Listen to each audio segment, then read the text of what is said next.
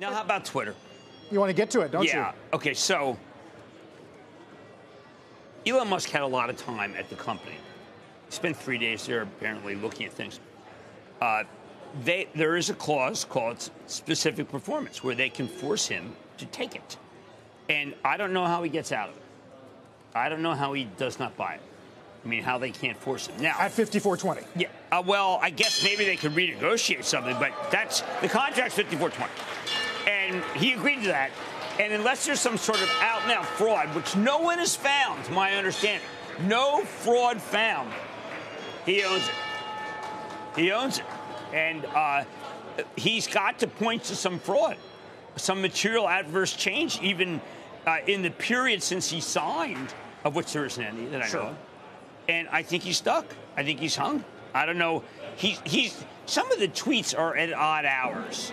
I don't know if you've noticed. Yes. You know, usually between midnight and 2 a.m. It is a stressful period for the man. Yep. But I do think that when I look at the clause and I look at the contract, I think they can hold him to it. Now, you know, he doesn't really care that he's not a traditionalist when it comes to the legal system. But the legal system says that unless there's fraud, he owns it. Which is why a lot of the chatter this week has been, if you're the board, just keep your head down. Absolutely. And just act as if the deal's going to, and that's part of what the statement was yesterday. We intend to close the transaction. Absolutely. And enforce the merger agreement. Now, look, he did spend a lot of time on this issue. And remember, they said, 5%, a little more than 5% fraud could be bogus. That's, unless he realized, maybe he's got evidence that it's 20%. I don't think so. I mean, this stuff was vetted by Ned Siegel, who's the CFO. I don't know anyone who thinks that Ned is anything other than incorruptible.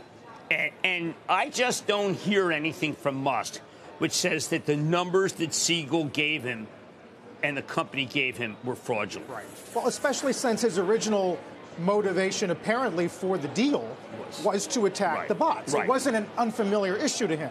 Exactly. Now, look, if I were them, just in the interest of comedy, COMITY kind, because right now we got a lot of the COMEDY kind. Maybe they come back and say, look, we're willing to renegotiate, but we want some sort of good faith, because otherwise the company, here's the keys. And I don't know if there's anybody going to be there now. Sounds like you think it's worth nibbling at then, from a participation standpoint. Well, I just don't think it's. They have a lot of things in the pipe that were very good, that will not be aborted if the people stay. I've worked with them on some things. They have a lot of irons in the fire. It's obvious that yes, it could be a better run company. But you know who would tell you that first? They would. They have very little ego. And they were trying and are always trying to do things, and a lot of people feel it's just a very undervalued asset. I think you could get hit for a couple here, but I do. I think that Twitter down here is okay. I mean, look, I just don't want everyone from Twitter to leave. I mean, if you're in Twitter, I think you're saying, what am I doing here? Let me get my resume together. Shepard Smith here. Thanks for watching CNBC on YouTube.